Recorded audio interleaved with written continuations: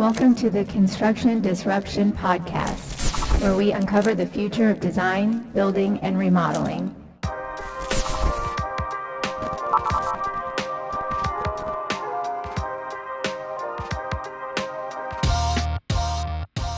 I'm Todd Miller of Isaiah Industries, manufacturer of specialty metal roofing and other building materials, and today my co-host is Ryan Bell. Hi, Ryan. Welcome to another episode of Construction Disruption. Thanks, Todd. How are you doing today? I'm doing well. So you and I were chatting a little bit, and I realized that you are not familiar, probably because you're a lot younger than me, with a comedian by the name of Stephen Wright. And Stephen has this very dry sense of humor. So I'm going to share a few of his one-liners that I think are funny, and everyone else can either groan or laugh or ignore me. Oh, here's one. Borrow money from pessimists. They don't expect it back. Nice. Here, I'd kill for a Nobel Peace Prize. Don't know about you. The early bird may get the worm, but the second mouse gets the cheese. Oh, here's one of my favorites. I almost had a psychic girlfriend once, but she left me before we met. Nice. Okay. Those are good. I can appreciate that. Made me laugh out loud. There you go. Well, maybe I'll share some more of these at a different episode. Anyway, so let's get started. I will remind our audience that we are doing our challenge words for each of us. Ryan and I and our guest each have a word that one of the others put forth that we are challenged to work into the conversation somehow. Oh, I should have done mewing as my challenge word, maybe a different time. Anyway, I'm just fascinated with all the stuff the young kids are doing these days. But anyway, the audience can be listening, see if you can figure out what our challenge word is if we say some unusual word. And at the end of the episode, we will say whether we've been successful or not, and we will do a grand reveal of our challenge words. So, Ryan, you good to go? No cap. Let's roll. No cap. That is not a challenge word. No, it isn't. Not this episode. Okay, Governor, thank you. Well, for several years now, if you went out and asked anyone related to the construction industry what the biggest challenge was facing our industry, the overwhelmingly number one response that pretty much everyone would give you would relate to a shortage of workers for our industry. This is a problem that has persisted really throughout the highs and lows of unemployment and the economy and all those different cycles. It just seems like this shortage of skilled labor for the construction industry and even unskilled labor for the construction industry just persists constantly. So our guest today is an expert in this area. We're anxious to talk about not just root causes, but possible solutions to this issue going forward. Today, we're welcoming Carrie Gardenhire to the show. Carrie works for Arcoro. Arcoro's software package is a leader in human resources and workforce management for those in the construction industry. In her position, working with various construction association partnerships helped by Arcoro, Carrie has great insight and keen understanding of this labor issue that is faced by our industry.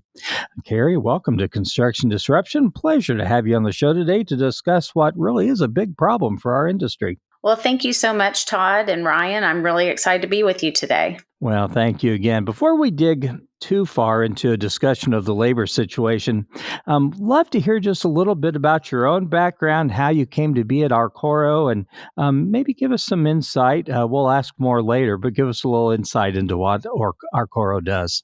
Absolutely. So I joined Arcoro about 3 years ago to help grow our association footprint, to really grow our customer base, additional ways that we can engage with our 8,000 different customers that we have, network within the construction technology community, and really be a trusted partner with these top construction associations. So my work really is key to keeping a pulse on the challenges that contractors are tackling and how we can provide a solution to these challenges via the Arcoro workforce platform. So making sure that our feature set is bringing all those things to light and helping the contractor to be successful.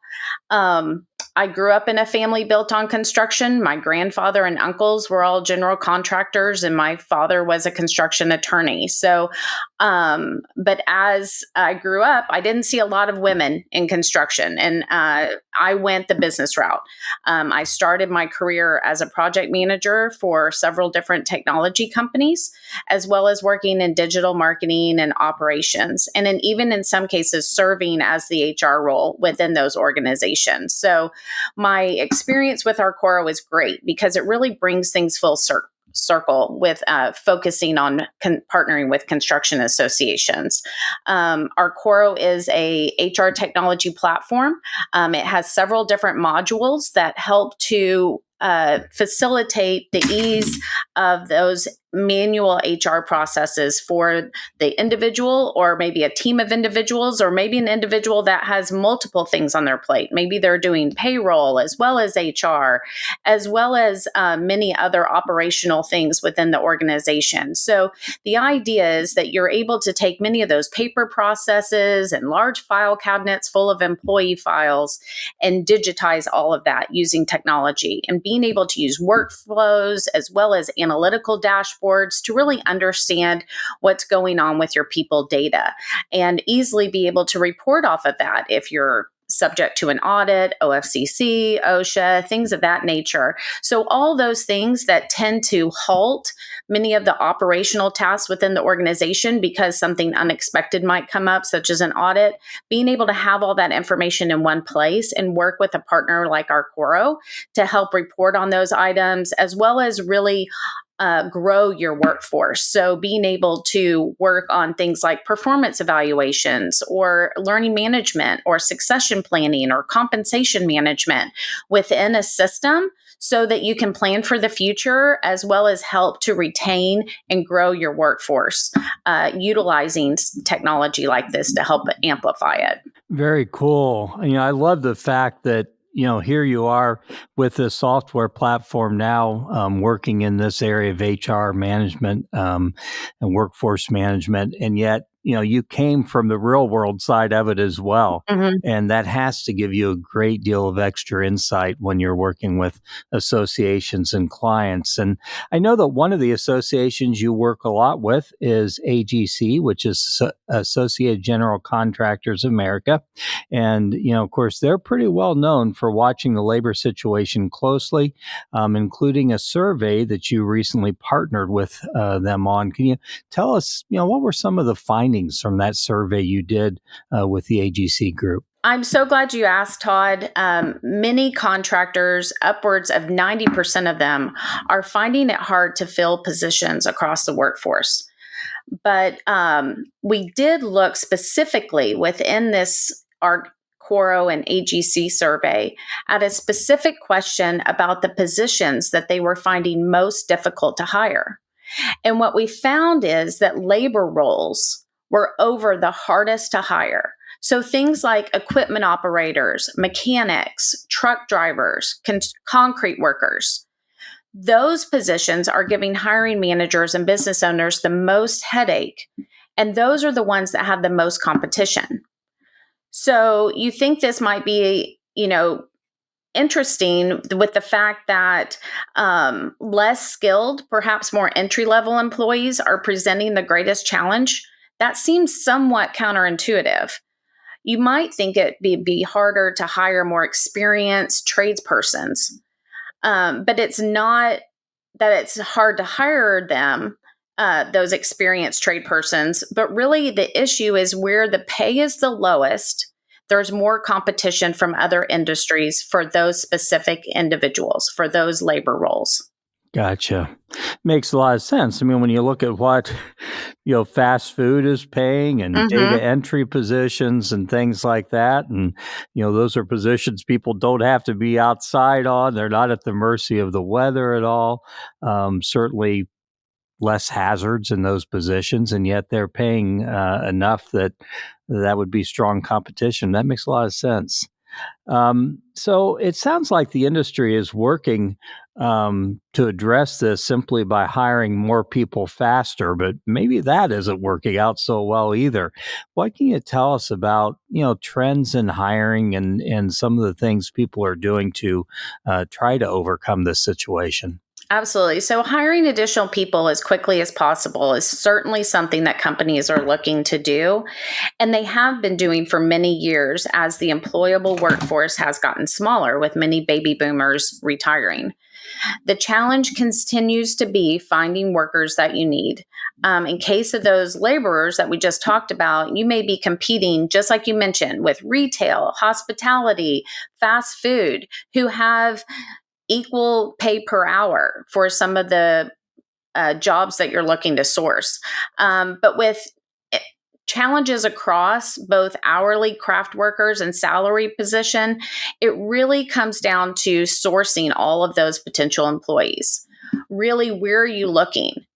How are you sourcing those employees? So we know that most companies are looking to increase staff, and you've got a limited employee pool that everyone of your competition and other contractors alike are going after that same pool. So really, the tactics that have been used in the past to hire employees may not always be working. So you really have to focus on what aspects of your company are you able to offer to those new hires: benefits, compensation, culture, those things that may not have been a big focus in the past in recruitment really take a position front and center. So over half the companies have indicated that they have a well-defined, strong culture that helps them with recruiting and retention, but only about 25% are working on strengthening their corporate culture. So there's a lot of room for growth. And only 13% said that they don't have a defined culture. So that's potentially a miss for a sizable portion of the industry, and really an area of potential focus for both short-term and long-term growth with your employees. It seems like culture would have or does have a lot to do with retention in particular.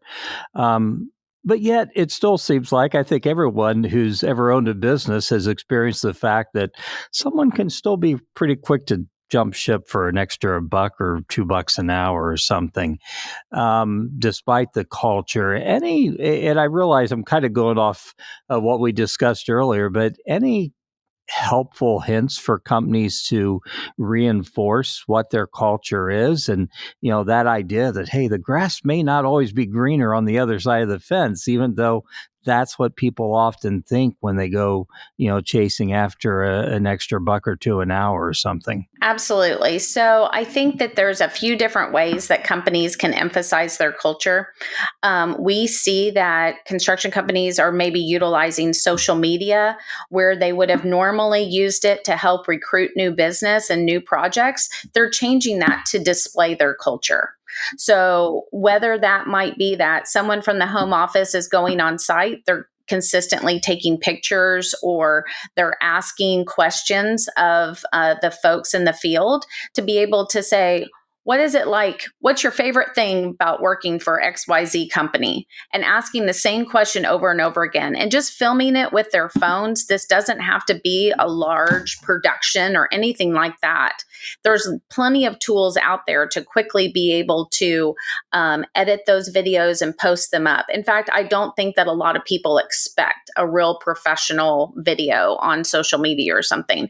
So as much as you may be doing these cultural things or showing things and displaying and sharing about what your company's doing, whether it's a company picnic, some sort of celebration, but just displaying that not only works for those outsiders that are looking in to see what your company culture is about, but it helps to strengthen those employees' pride in what they're seeing about their company. Going home and talking about something fun, helping to perpetuate that experience together is a very short and simple way to keep that culture top of mind for your company. And of course, there's things that you want to make sure that leadership is very involved in emphasizing the culture whenever they're interacting with all different levels within the organization. But there's just some quick hits that can be made with simple things like social media where you think it might be a PR or marketing thing, but it really is an employee retention and sense of pride. Very interesting, and I do think that's something that a lot of companies aren't thinking about. I don't see a lot of that going on, but yet, as you talked about it, I do see some of the leading companies, using social media that way. So, good input there for sure. Well, can you give us a little bit of an overview of the types of HR software that exists today, and maybe what a construction contractor seeking the biggest and best impact on their staffing situation, what should they look for when they think about a worker HR management software package? Absolutely. So, really, hiring is a process, right? It's not one moment in time. It takes a long time, and oftentimes you're hiring for the same role over and over again. So, really being able to attract candidates across multiple sources, interacting with them in a professional way, helping to make sure that they have connections and nurturing through the interview process and the different steps within your hiring process, and then really being able to articulate your culture and your value proposition consistently across all of those candidates that are coming through the pipeline. So that's really a big opportunity, because everyone in the hiring process is a marketer for your company. And you want to make sure that you are putting your best foot forward. Do what you say you're going to do. If you're going to email them on Tuesday, email them on Tuesday. All of that are indicators. So it's very hard for one person that is juggling so many different things. Maybe HR is not their only job responsibility, to be able to make sure that they're putting their best foot forward when they're juggling many open requisites.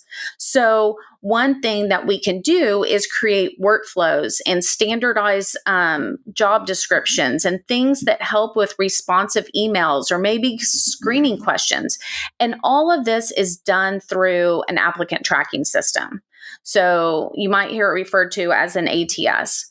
But it's really that pearl that helps to grab those candidates in and bring them through the process so that they can have a truly unique experience to your culture and be able to understand what types of things they're going to see once they're part of the organization. So an applicant tracking system will take your job description. It will post it out on multiple job boards. That's really important. So it's construction-specific job boards, military-specific job boards, as well as your typical job boards, including ZipRecruiter, Indeed, Glassdoor, LinkedIn, things like that. And so being able to do that at a click of the button and have that distributed and then all funnel back into one location, that's what an ATS does for you. An ATS allows you to then also make sure that you have tagging. Where are these candidates coming from? So I can know over time where are those great resources. Also, another great resource for your recruitment is employee referrals. So a lot of companies will have an employee referral program. So you want to be able to have one location that all of those resumes come in. That's not necessarily an email inbox. Tag those and process those. You can also cut down some of your time by having screening questions. Those screening questions can be as well as upload your resume, but do you have this certification? How many years have you been using this tool? Whatever those things might be can be done early on. And then through that, once someone has submitted their application via the ATS, you can say, okay, these individuals did not meet the criteria. They're going to receive this email as a thank you and please stay on. Or these individuals are going to be pushed through to the interview process. And those individuals that are interviewing can give their feedback via the ATS as well, so that you have that consolidated view of what the employee or the potential employee's experience was going through the recruitment process. And say you have a few individuals who are highly qualified, but they're just not going to be the fit at this point in time, an ATS can help you to build your talent bench, so that you know who are those folks that we talk to and tag them, so that you know those are the individuals I'm going to want to talk with. We've even seen success with an HR team helping to propagate their culture by sending a version of their employee newsletter to their talent bench, Look at all the great things that we're doing. Don't forget to follow us on social. So being able to keep that rapport up with your talent bench is something that you can easily do through your applicant tracking system. And better yet, you've got all that great data electronic. So it's easy to report on, easy to be able to show your hiring practices and what you're doing.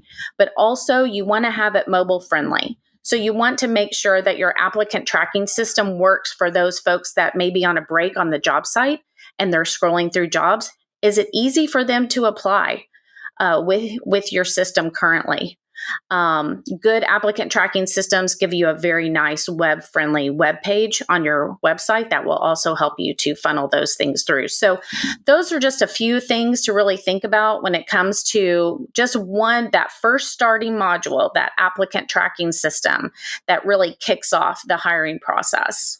One thing you said there that really struck me, I think one of the things you often hear about with the younger generation today is they really seek authenticity, and they can see through when people are not being authentic. And yet, you're using technology to help ensure that authenticity is there. And I think sometimes we kind of think technology and authenticity are at odds with one another. But yet here you are using the technology to make sure that you're being authentic and you're relating to people personally and all those types of things. And that seems like it's going to resonate very well with a lot of today's workers. I know you mentioned using, some of the boards and Indeed and some of those different things for recruiting and getting your message out. Any tips you have as far as people who are putting together that? Back in my day, we called it a help wanted ad. Any ideas for them to put those together in a way that kind of tells their company culture and their company story, and kind of gives forth that idea that, hey, this might be a good company to work for, and authenticity and all those things kind of showing through. Absolutely. So it's really multiple things. So you want to make sure that on your website, when someone clicks on careers or learn about us, there's pictures. There are things that exemplify your culture. So being able, if you scanned your career pages, is it just text, or would people get a glimpse of what it's like to work with your organization? That can be very simple to do, and then helping them to get through that step of actually clicking apply.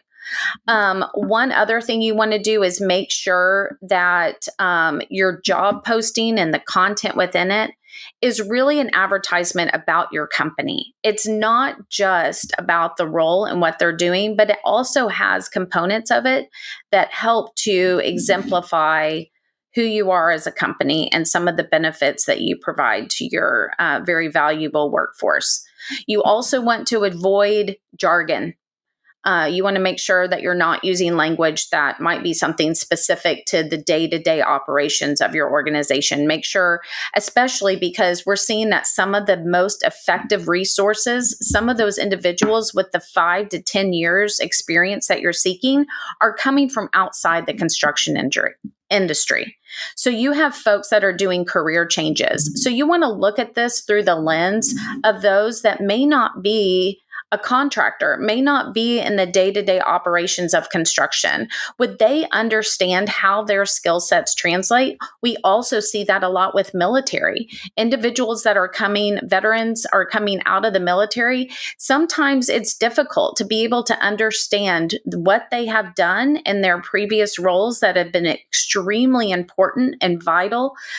They may not understand how that translates. There are some resources out there that helps them with that translation, but just make sure that what you're talking about is not a lot of jargon. You want to make sure that there's not sexist language or ageist language. You want to make sure that you are talking to a broader scope. And also, you want to be extremely honest about the job responsibilities and the expectations, and carry those expectations and job responsibilities, kind of the talk track on that, carry that throughout the interview process. Because we know, especially with the younger workforce coming in, they want to know what the expectations are. They also want to know where their career path might be. You might be thinking, in my generation, I'm like, golly, you just got to work hard, and then the opportunities are going to present themselves based on your performance. Well, it's not like that right now. A lot of the younger generation that is coming in, they want to know what the next step in the process. They see this as an entry, but they want to know that there is career pathing, that there are opportunities for them to learn and grow. So those are just a few things that you may think I'm giving them the black and white of here's what you're going to do every day and here's what expected of you. But really, it's your first level advertisement for your company is that job description. And we do provide templates of best practices as well as a consulting group of HR professionals within our organization to help individuals that are using the Arcoro platform to optimize what they're already doing. And many times it's not necessarily always the process, but it's just simply the words that are being used in those emails, job descriptions, follow-up calls, things like that. Gosh, there's a lot of wisdom in what you just said, and got me thinking a little bit. So my son works for a sort of mid-size software company. And one of the things I always watch their company is their posts. And, they post a lot of pictures of their team doing fun things because they're always in recruiting mode at their business. And I just think that's really interesting. I'm always looking for my son, but he's a bit of a wallflower, so he kind of avoids most of the photos. Every once in a while, he pops up, though. Well, I'd like to hear you talk a little bit about women in construction.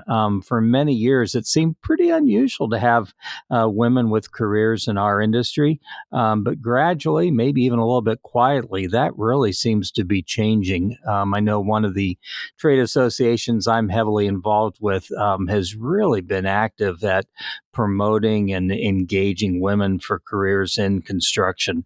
Do you think women are going to continue to be an increasing part of the construction workforce, or maybe reflect a little bit on that if you would? Absolutely. So I work very closely with National Association of Women in Construction, NAWIC, as well as a few AGC chapters that have women in construction committees. And I absolutely think that it's changing more and more with women entering the construction workforce. So we ask companies in our survey whether they're actively recruiting all types of different employees, and a majority are recruiting specifically women. 79% are looking to hire women. And actually, what's interesting is the number rises to 97% with companies that have revenue over $500 million annually. So the industry clearly understands how important it is to be inclusive and include women in the search for their employees. But we're not there yet. There's still a ton of progress to be made.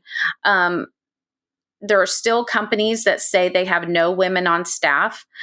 We did find that 13% of respondents said that 20% of their workforce is female. The national average is somewhere, you can hear stats between 10 and 13%.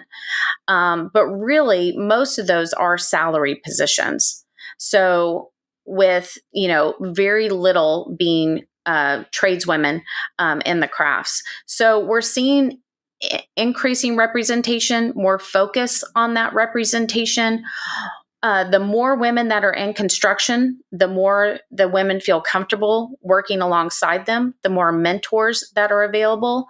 I know a lot of our work within NAWIC as well as women's committees are for displaying and helping to get out the word about women in construction and the success that they're having, and helping to be a role model for other women to come in and represent the success that they are having. So there's definitely work to be done. There's a lot of wonderful work that NAWIC is doing around growing leaders within the construction industry that are women. You have women that are part of all different aspects of a construction firm with roles and helping to mentor others, put them through leadership training, different certifications, and really come together as women to help solve some of those barriers and work towards it. But There's a lot of opportunity. I know growing up, there may have been a few women. They were the ones that were in the office, maybe doing the finances or a secretarial role, very early on when I was very young. So, but you're seeing much more depth and breadth of women within construction firms, but it's still a conversation that needs to be had. It's part of that group of the non-traditional construction workforce that is going to help with filling a lot of those workforce gaps that we currently have. Makes a lot of sense. And I think it's a huge development and a good thing for the industry as well. Well, for any of our listeners out there that just, they're just sitting there saying, hey, this is all nice, but I just can't get my head around how to hire and retain more workers. Any key words of advice for them? Oh, that's a great question. I think it's really about finding the right people and the right mix of people. And we know that there's research around from our survey that around 80% of companies are actively trying to recruit women, veterans, minorities. And over half indicate that they're recruiting career changers. So it's really thinking outside the box, using your employee network to be able to do that. And really, when it comes down to it, we mentioned culture. Culture sometimes seems like a nice to have, but it really has become a must have. And then the company is like, well, that's just the way we are. We don't know how to articulate our value proposition. How do I tell people what we're like? How do I put that in words that's going to bring in more people that want to be a part of us? So one quick advice that I have is do stay interviews. Have you guys heard of stay interviews? I have not, no. Okay, so we have probably heard of exit interviews. When someone's leaving, you might have an exit interview. So it's almost like the upside of that, doing stay interviews. Stay interviews are interviews that some firms might do 6 months in. They might do it annually with a sample of their workforce. They might do it with the really high performers, those that are really on a great succession plan or trajectory within the organization. You can Google stay interview questions, but what I like about it is from an HR perspective, it's a double whammy. You get to learn about that individual and what is going to help retain them as a person, but you also get that valuable words. What are the words that they are saying to articulate why they look forward to coming to work every day? What motivates them? How do they describe your company in 3 words? Why would they recommend that someone works for your company? Maybe even ask, hey, can I record this? And then take those words and craft what you're wanting to articulate in your culture. So you're getting those words directly from those individuals that really have that love and drive to make your company successful. And you're helping them to be heard. They're like, wow, somebody, the HR person that's so busy spent 30 minutes with me asking questions about what I'm looking for and what motivates me and what I think about the company. And I had the opportunity to tell them what I think.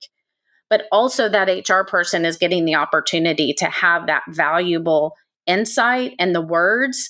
And those are the things that you mold into that value proposition and re-say over and over again. And that's how a culture evolves. That's how you're able to put a culture into words, is that quick, routine study of doing stay interviews. I love that. No, I was not familiar with that, but as you were saying it, I was exactly where you ended up saying this has a lot to do with establishing your culture. Good stuff. Well, I know that Arcoro has, different modules and things. Tell us a little bit about what it's like to get established with Arcoro and what the onboarding process looks like. And does someone have to go, full in with all the modules initially, or can they pick and choose, or what does that look like? Thanks for asking. So really, it starts with a conversation. We call it a discovery call. So it is to meet with those individuals that are managing the workforce recruitment and retention and growth in the organization day in and day out. We learn about what challenges they're looking to solve. Are they spending every Tuesday is blocked off on their calendar because they're entering time for everyone to be able to process payroll and they can't do anything else? What if they had that 8 hours down to 1 hour? What else could they do within the organization? Are they worried about some auditing that are coming along? Are they doing federal contract work and they know that they have to adhere to certain rules when it comes to hiring and tracking time? Maybe prevailing wage is part of what they have to deal with. So really understanding what they're doing, but also understanding what are the current technology tools that they're currently using. That's what's one of the most valuable things about Arcoro. It is built for construction. So we are interfacing with a lot of the ERPs, Vista, Sage, CMIC, many of those larger investments that the firm has already made in their business. We are connecting with those. So we talk to that. The employee data they would be within Arcoro as the HRIS or HR information system. And then that would talk. So when a new person comes on board, we talk to Procore so that that information can be sent to Procore. We also have a timekeeping tool called Exact Time by Arcoro, as well as many other modules. There's about 7 in there. And we have companies typically will start maybe with whatever that challenge is that they're trying to solve, will help to say, okay, so based on that, you're probably going to want to start with the employee portal, core HR. And then that will help to interface with Vista and be able to take those job codes and things that you're doing and perhaps relay that back and forth. Or you want to make sure that your employees can see their pay stubs inside that core HR. So make a long story short, you start out with a discovery. It's really to find what pain points, what technology you're currently using, how many employees you have, because the pricing is based upon number of employees for each individual system that you're planning on using. And then we also go through demonstrations. We go through an ROI process, because a lot of times for about 90% of the companies that are purchasing Arcoro, this is their first HR technology. So how do you quantify the opportunity cost of HR? This is not like you're swapping out a piece of equipment and you're able to say, here's the hard cost. This is very much like, what are the hours being spent on some of these tasks that can be more efficient with technology? What is the salary of that person that is doing those tasks? What are the things that they could be doing, working on culture, working on those stay interviews that could help with employee retention if they weren't spending so much time trying to give a report on where they stand with recruiting when it could be visualized in an applicant tracking system? So we go through that process and help those key stakeholders within the organization be able to tell the story, arm them with PowerPoints or Excel documents or things that help them to say, for our company, taking this leap into utilizing technology into something that we haven't done before, here's what we can gain. And then after the deal is done, we have an implementation team. We have a very documented, well thought out, successful, proven adopt methodology. So our implementation team works with the firm that just purchased the software, and they determine, okay, you purchased 3 modules. Let's talk about what your biggest pain points are and your challenges, and let's work out, maybe you have a event like benefits are coming up. Okay, so let's do this module so that we can get you set up for your benefits enrollment. So they have a kickoff call, project timelines. It's very much run like a project would be. Everybody has a project timeline in front of them. And then there is some work on the person that is purchasing it to be able to provide data. So they need to let us know, how are you currently collecting this information, and so there's some back and forth. And then we configure the platform specifically for what they have, what ERP they're using or payroll system, if they have an integration or not. They don't have to. And then we work through some training. We provide them ongoing resources. And then there's a consistent follow-up with their account team in transition.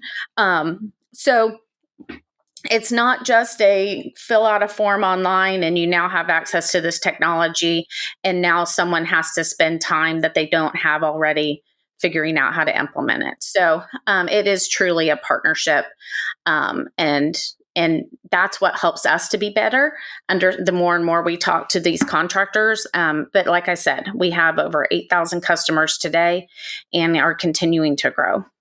Wow, that's fantastic. And I love the way you see it as a partnership with your clients.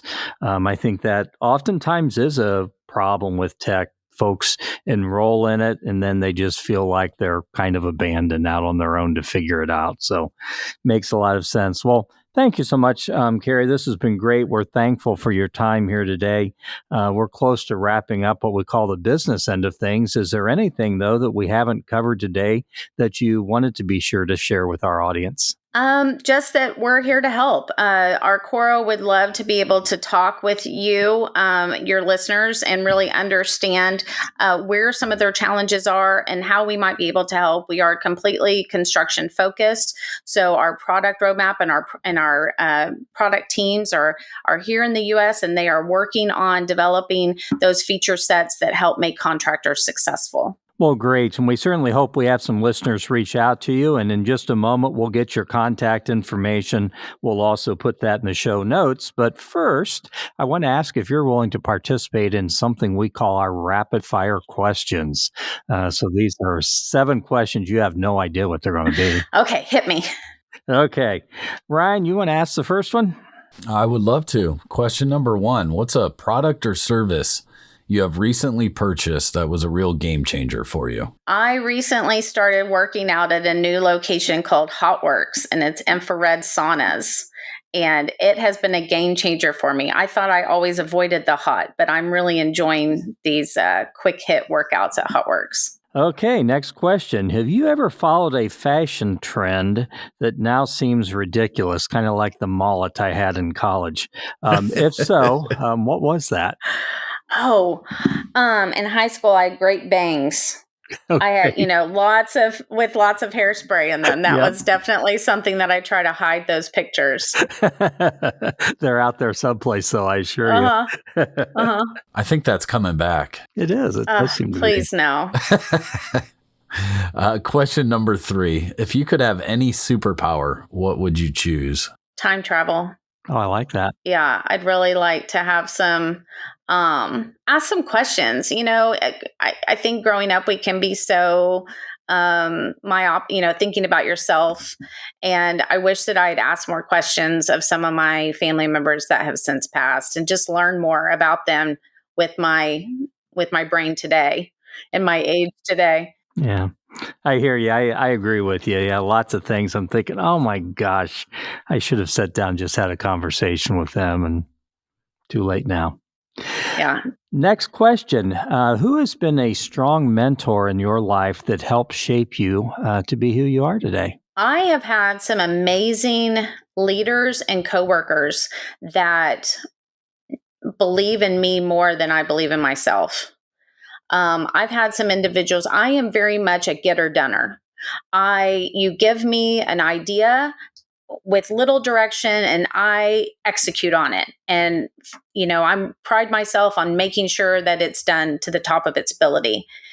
And I've had individuals that have planted ideas with me that have really been a turning point in my life where I haven't been able to come up with that creative portion where I'm very much an execution portion.